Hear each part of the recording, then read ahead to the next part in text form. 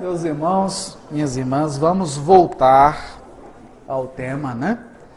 Agora, depois de viajar pelas galáxias, pelas nebulosas, todo mundo tomou um cafezinho, voltou para a Terra, né?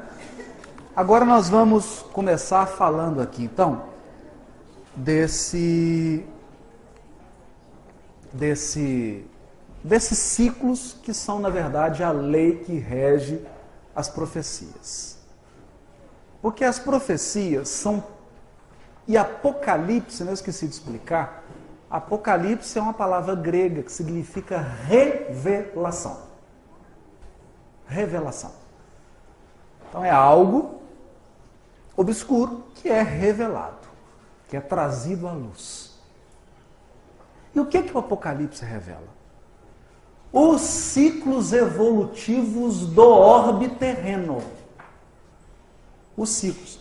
Mas não todos. Um pedacinho. Nós vamos falar sobre isso. Um pequeno pedaço. A revelação dos Espíritos na codificação e depois complementada pelo Chico trouxe um quadro muito mais amplo que nós vamos trazer aqui, mas não é amplo, é grandioso, mas é também pequenininho, nós não sabemos. O nosso conhecimento, gente, é muito mesquinho ainda em comparação ao conhecimento do plano espiritual superior. Nós temos que ter humildade. Precisamos ter humildade com relação a isso. Primeira coisa que eu gostaria de abordar antes de entrar nas leis Vocês lembram que eu falei daquelas ideias fantásticas que as pessoas às vezes ouvem sobre Apocalipse? E uma dessas foi a pergunta feita ao Chico pela Legião da Boa Vontade, naquela entrevista sobre a obra de Ramatiz. Perguntaram para o Chico assim: que pode o irmão dizer-nos a respeito do astro que se avizinha segundo a previsão de Ramatiz?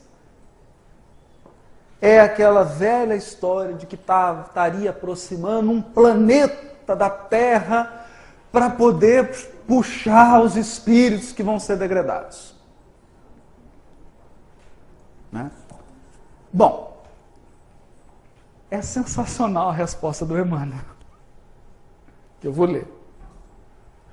Esclarece nosso orientador espiritual que o assunto alusivo à aproximação de um planeta ou de planetas da zona, ou melhor, da aura da Terra, deve naturalmente basear-se em estudos científicos que possam saciar a curiosidade construtiva das novas gerações renascentes no mundo.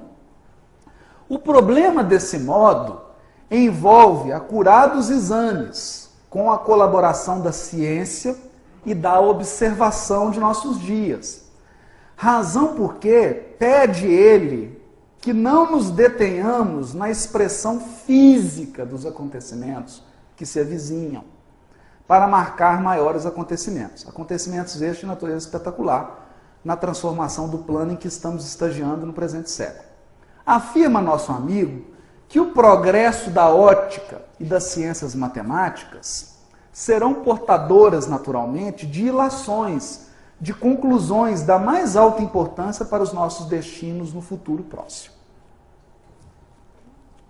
O que ele quis dizer aqui?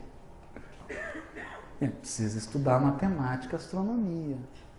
Tem possibilidade de um planeta aproximar da Terra? Se acontecer isso, o sistema solar entra em colapso.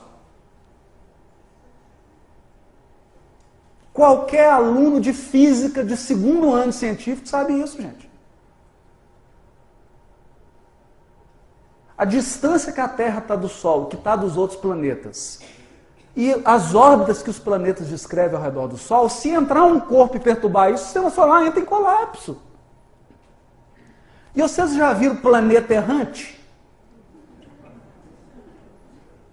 Porque já mandaram aí o Hubble e esses telescópios. Nunca ninguém viu um planeta com a mochila nas costas viajando pelo universo. Isso não existe, gente. Todo planeta está na órbita de um Sol. Está dentro de um sistema. Está dentro de um sistema. Então, primeira coisa que nós temos que fazer, nos servir do que a doutrina espírita tem de abençoar, porque a doutrina espírita não se coaduna com o misticismo. E não é porque espírito falou que é verdade, gente. Tem espírito de tudo quanto é nível. Tem espírito de tudo quanto é nível. Entende? Não é porque você desencarna que você aprende a falar francês. Não é? Não é porque você desencarna que você vira doutor em astronomia. Então temos que tomar cuidado com isso. O negócio é mais profundo.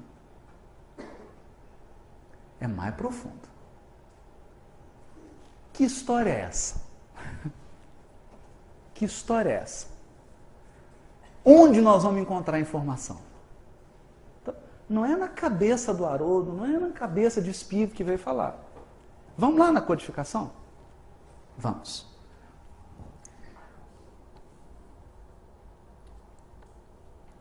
Último capítulo do livro A Gênese. Eu li essa mensagem 200 vezes e não entendi nada. E durante 22 anos eu fiquei sem entender essa mensagem.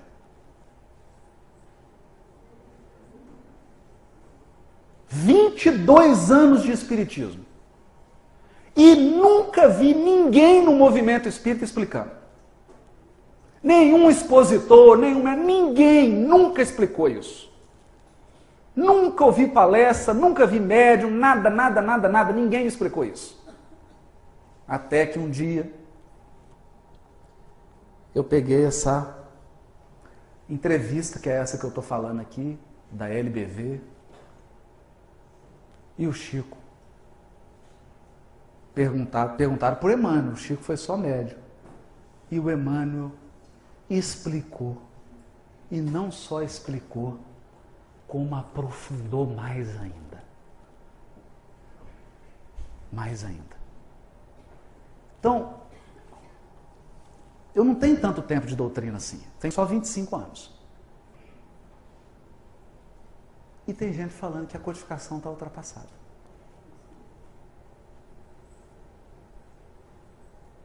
Ou que o Chico está ultrapassado. Então vamos lá. Então agora eu vou ler. Agora nós vamos ver. Porque o problema, sabe qual que é? Nós não entendemos nem 10% de codificação de Kardec ainda. E da obra do Chico nós entendemos 1%. 1%.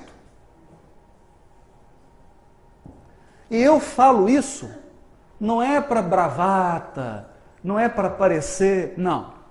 Porque nós temos uma equipe de pesquisa em Belo Horizonte que tem mais de 5 anos que estamos estudando os romances. Só no livro Renúncia, nós descobrimos 2.500 fatos científicos que Emmanuel revelou na obra, que a ciência só foi descobrir 50 anos depois.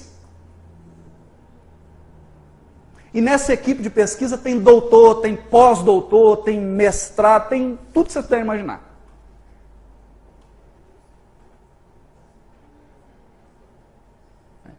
E geralmente quem despreza a obra do Chico da codificação é quem não estudou nada. Quem não sabe nem o prefácio. Não é que nós somos refratários, não, nós somos abertos ao que vier. Porque a revelação é dos Espíritos. A doutrina é dos Espíritos, é eles que vão revelando as coisas. Nós não temos pretensão nenhuma de controlar o Espírito, pelo amor de Deus. Não é? Mas, é a mesma coisa que você falar que a lei da gravidade está ultrapassada, gente.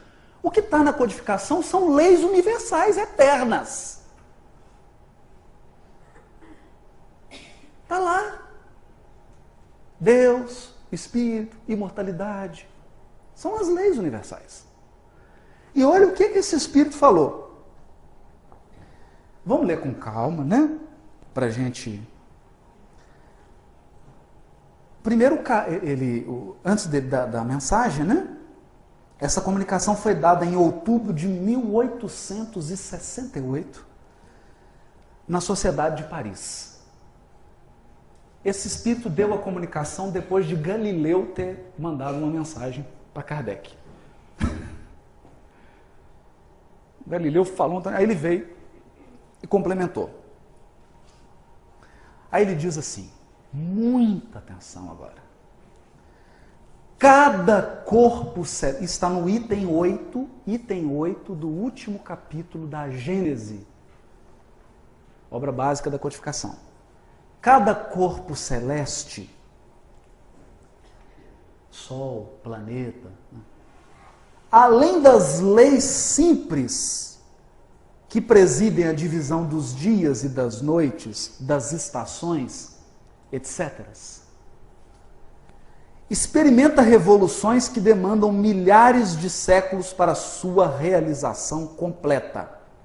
Porém, que, como as revoluções mais breves, passam por todos os períodos, desde o nascimento até o de um máximo efeito, após o qual há decrescimento até o limite extremo, para recomeçar em seguida o percurso das mesmas fases.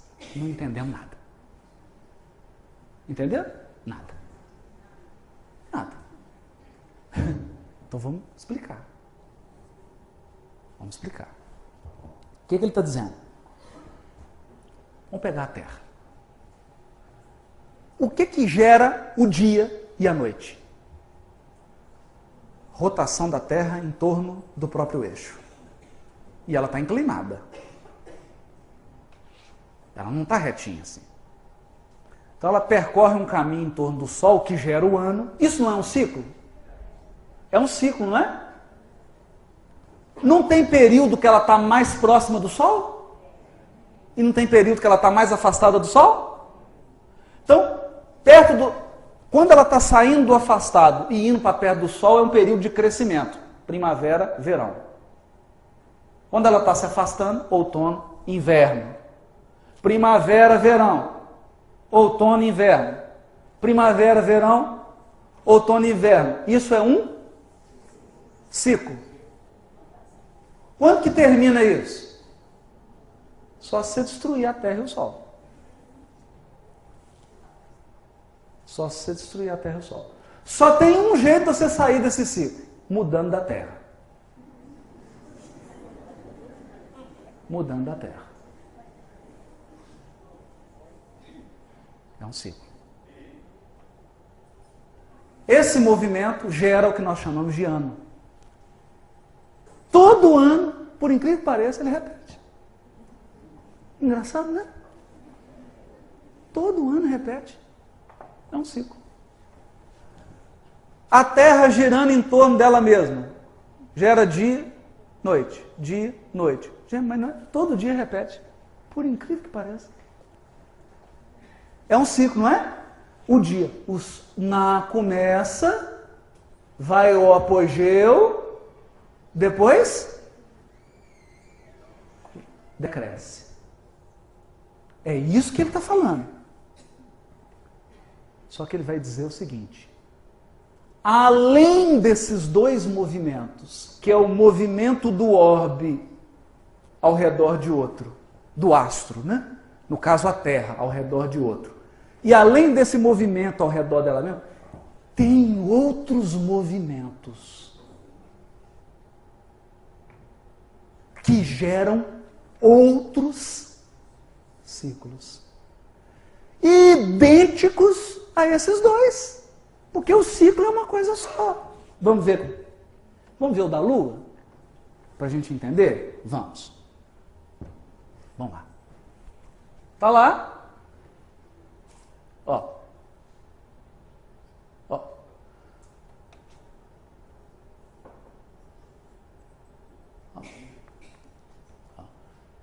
Lua cheia, máxima.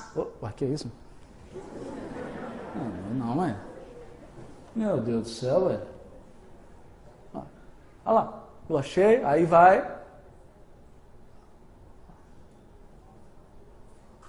Olha o ciclo. É um ciclo, não é? Então ele tem um crescente, né? Nós podemos, na verdade, dividir esse ciclo em 4. Todo ciclo, assim, se divide em 4. Isso é uma lei universal. Lua cheia é o máximo. Lua nova é o mínimo. De nova para cheia, está crescendo, não está? O meio do crescimento é o quarto crescente.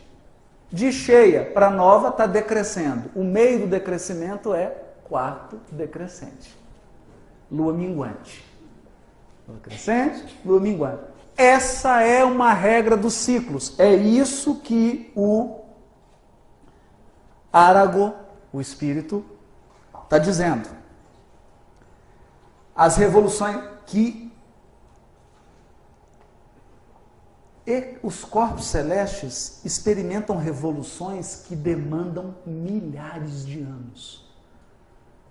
Então, existem outros ciclos que é a mesma coisa. É a mesma coisa. Só que não vai durar, porque o da Lua dura 28 dias. Aí agora eu vou revelar uma segunda lei. Esses ciclos são setenários. 7. 7 é o número perfeito dos ciclos temporais. Ah, mas é um não tem nada de mística aqui, pelo amor de Deus. Isso é matemática. Assim como tem lá a proporção áurea, o ângulo áureo que gera aquelas fórmulas, os ângulos obedecem a 7, ciclo de 7. Vamos ver?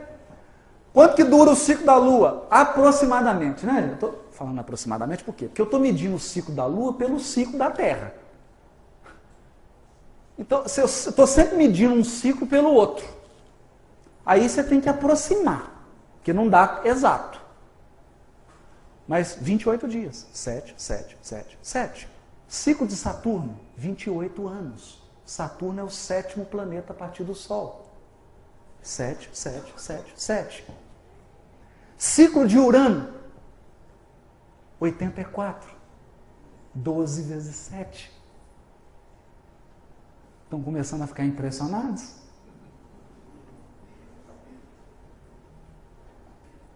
Doze vezes 7. E os ciclos são assim: crescente, primavera, verão, decrescente, outono e inverno. E vai. Pois bem. Todo mundo. Pode passar para o próximo parágrafo? Até agora eu interpretei um parágrafo da mensagem. Né? Demorou pouco tempo assim, porque está ultrapassado, né?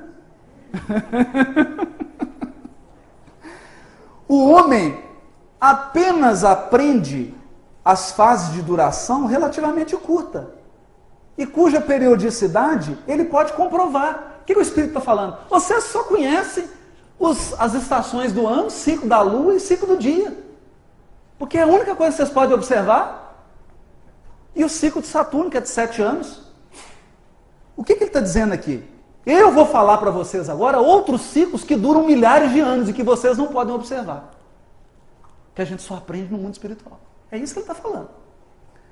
Alguns, no entanto, há alguns ciclos que abrangem longas gerações de seres e até sucessões de raças. Opa, guarda isso. A sucessão das raças na Terra obedecem a ciclos astronômicos. Calma, eu vou falar quais são, qual que é o tempo. Calma, vou falar. Só pegar primeiro na codificação. Então, sucessões de raças, revoluções essas cujos efeitos, consequentemente, se lhes apresentam com caráter de novidade e de espontaneidade. Ao passo que, se seu olhar pudesse projetar-se para trás alguns milhares de séculos, alguns milhares de séculos, veria entre aqueles mesmos efeitos e suas causas uma correlação que ele nem sequer suspeita. Esses períodos, que pela sua extensão relativa confundem a imaginação dos humanos, não são, contudo, mais do que instantes na duração eterna. O que é um ciclo de 200 mil anos para o mundo espiritual? Nada. Para a gente é muito. Quantas vezes você reencarna em 200 mil anos? Você lembra quando que começou o ciclo? Ninguém lembra. Né? No mesmo sistema planetário, olha o que esse espírito está revelando, isso é codificação. No mesmo sistema planetário, todos os corpos que o constituem reagem uns sobre os outros. Todas as influências físicas são neles solidárias. E nenhuma só há dos efeitos que designais pelo nome de grandes perturbações que não seja consequência da componente das influências de todo o sistema. Bom, tradução simultânea. O que ele está dizendo? Sistema solar. Todos os planetas, inclusive o Sol, o movimento de todos eles tem consequências na Terra.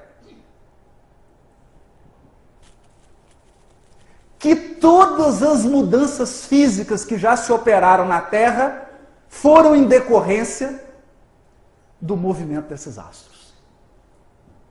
Da aproximação deles, do efeito magnético que eles criam, e dos ciclos que eles regem. Dos ciclos que eles regem. Então vou dar um exemplo aqui, que a gente chama de calamidade. Períodos glaciais. Se você estudar a história da Terra, você vai ver que de milhares e milhares de anos a Terra vira uma geladeira. Gela tudo. Chama a Era do Gelo. Depois esquenta até ficar esse calor aqui de São José do Rio Preto. Depois esfria, depois esquenta, depois esfria. O que é isso, gente? O que é isso? É um ciclo de verão, inverno da Terra.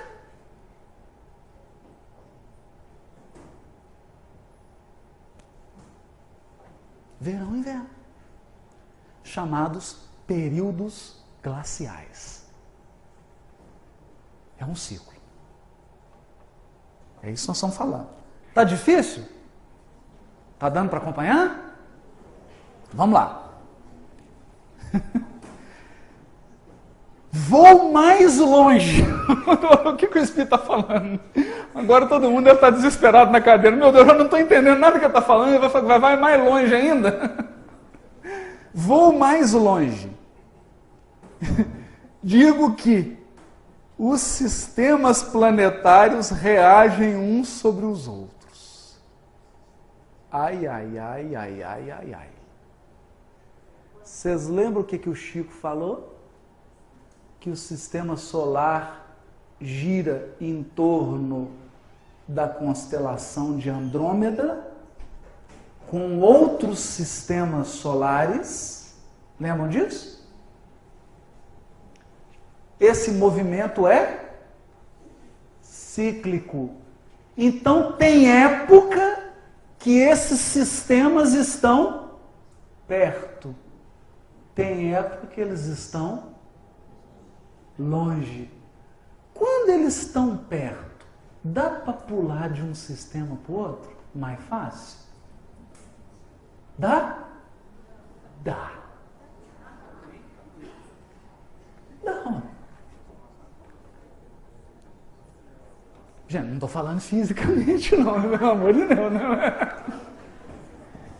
Se eu tiver que degradar alguém para um outro sistema, eu vou aproximar, eu vou esperar o sistema estar mais longe ou estar mais perto?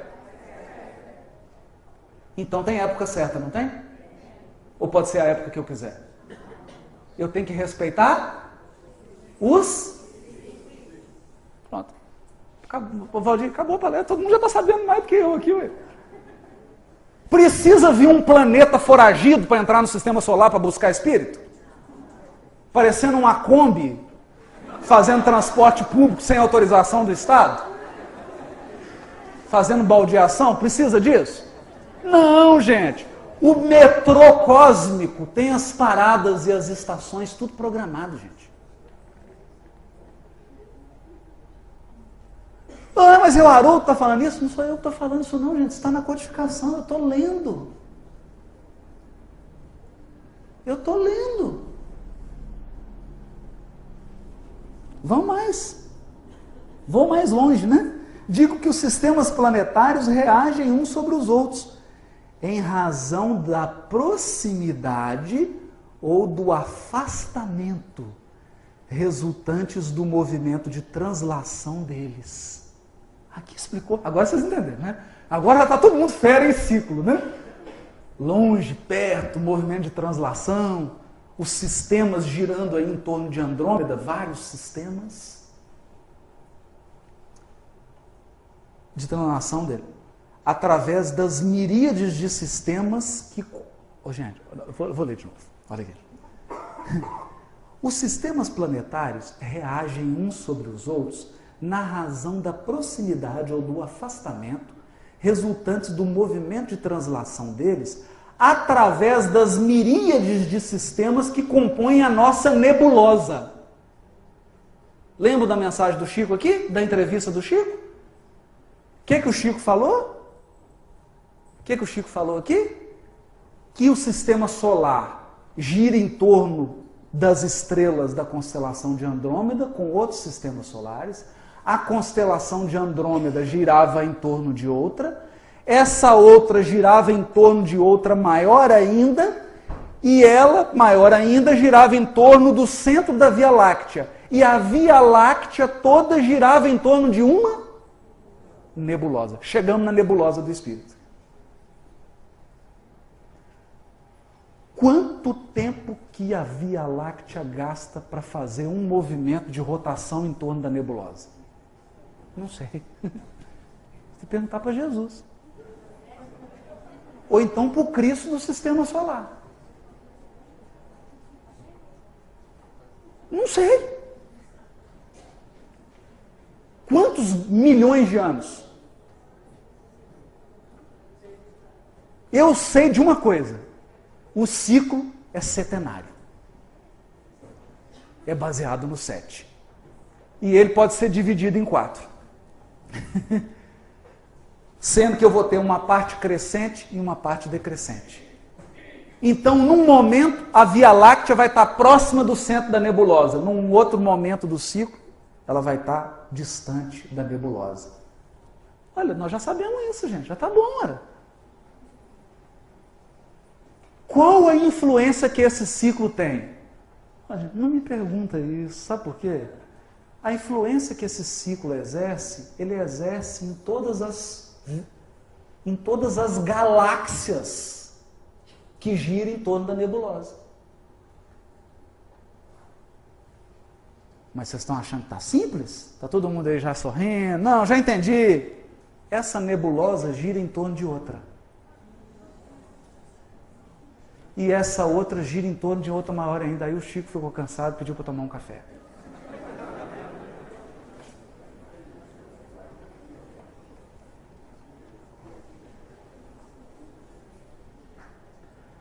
Pediu para tomar um café. Sabe por quê, gente? Só para a gente ter uma ideia. A nossa galáxia tem milhões e milhões de sóis. Eu disse milhões de sóis. Cada sol tem um pancado de planeta girando em torno dele. Cada planeta tem bilhões de espíritos evoluindo nele.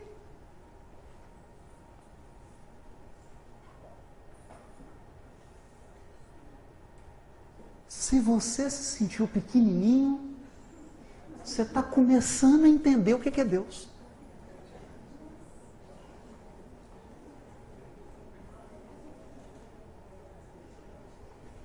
Então, vou fazer uma brincadeira aqui. Não preocupa, se a Terra for destruída, vai ter um tanto de planeta para a gente ir, não precisa preocupar. Você não vai morrer, o que não falta é planeta para a gente ir morar. Não preocupem. Se você perder seu corpo, não tem problema, tem outro corpo para você.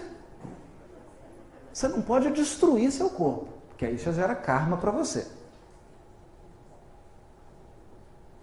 O máximo que pode acontecer é você desencarnar. Tenha confiança. Né? Então vamos lá. Olha o que esse espírito falou, hein, gente? Aí ele fala assim, que compõe a nossa nebulosa. Ainda vou mais longe.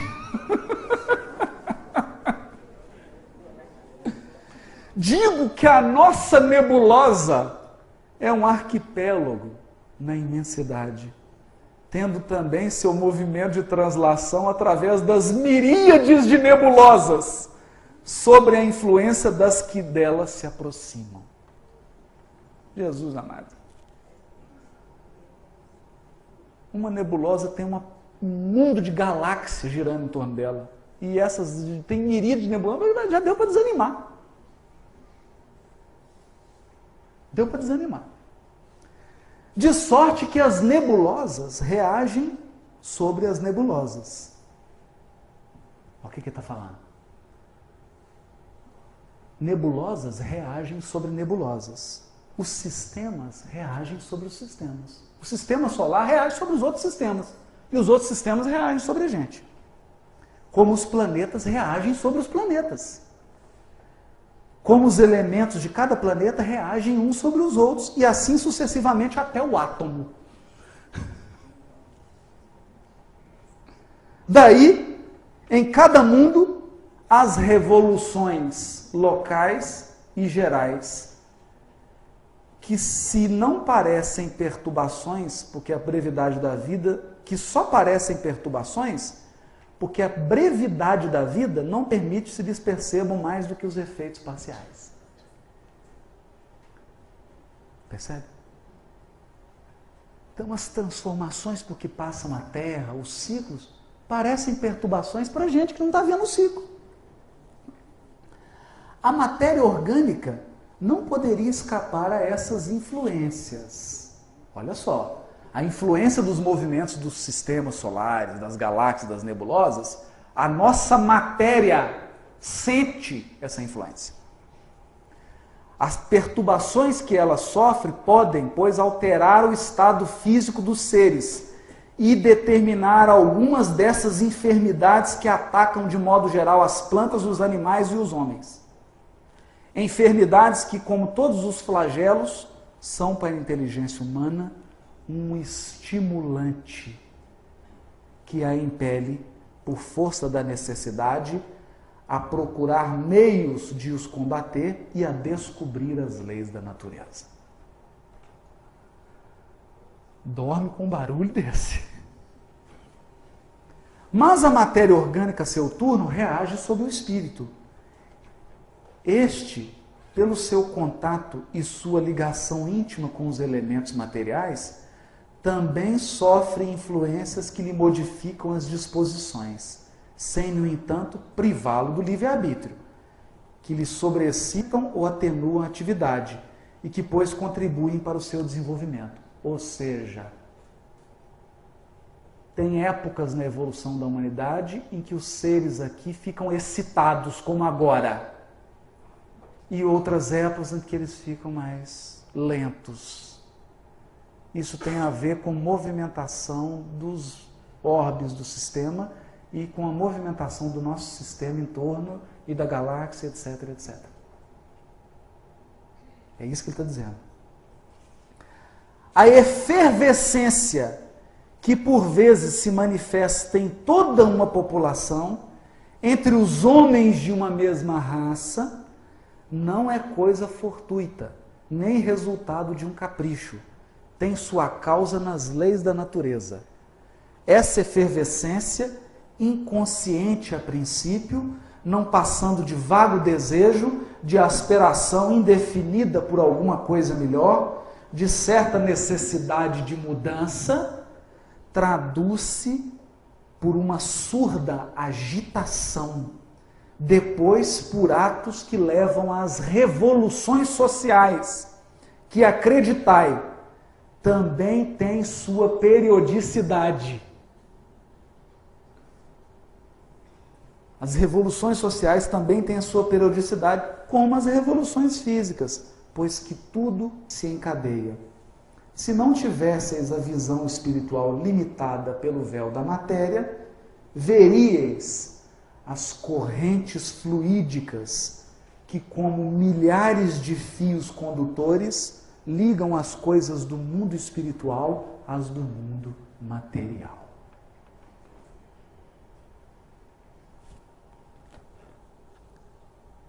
Vamos respirar, né? Agora vamos respirar. Vamos respirar. Deu para ter uma ideia? Teórica. É isso que o Apocalipse descreve.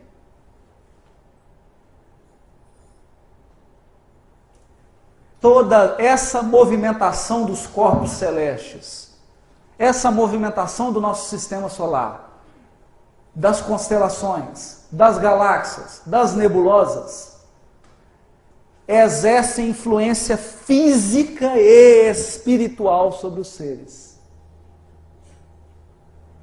E determinam fases da evolução social e espiritual de todos os seres. Revoluções sociais. Então, feudalismo, comunismo, todas as revoluções, mercantilismo, Revolução Francesa, tudo isso obedeceu a efervescências. Como nós agora estamos todo mundo ansioso, vivendo esse mundo de transição, todo mundo ansioso, todo mundo buscando espiritualidade. O que é isso? Isso é um ciclo. É uma fase do nosso progresso que está acontecendo. E o Apocalipse descreve isso através de símbolos. Só que você não pode interpretar os símbolos ao pé da letra. Você tem que entender que o Apocalipse está usando uma linguagem simbólica para falar de coisas espirituais, de ciclos de evolução espiritual. Todo mundo entendeu isso? Querem que eu fale dos ciclos? Vamos? Podemos? Estão preparados? Então vamos. Graças a Deus, depois de 22 anos de doutrina espírita, eu consegui colocar as mãos nessa entrevista de Chico Xavier. Que em 1954, por favor, alguém aqui mais antigo de movimento espírita, em 1954, leu essa entrevista? Se tiver aí, levanta a mão, por favor. Ninguém leu. Olha só. Na época que saiu essa entrevista, ninguém no movimento espírita leu, ninguém estudou isso aqui.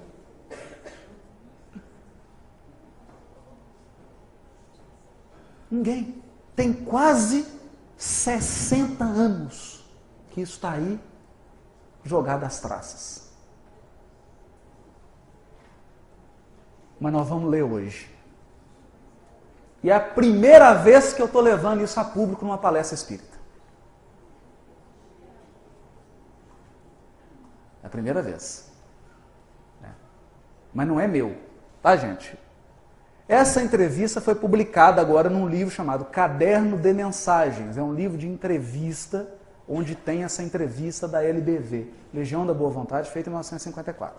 Perguntam para o Chico assim: pode Emmanuel dizer-nos algo a respeito da verticalização do eixo da Terra e das transformações que esta sofrerá?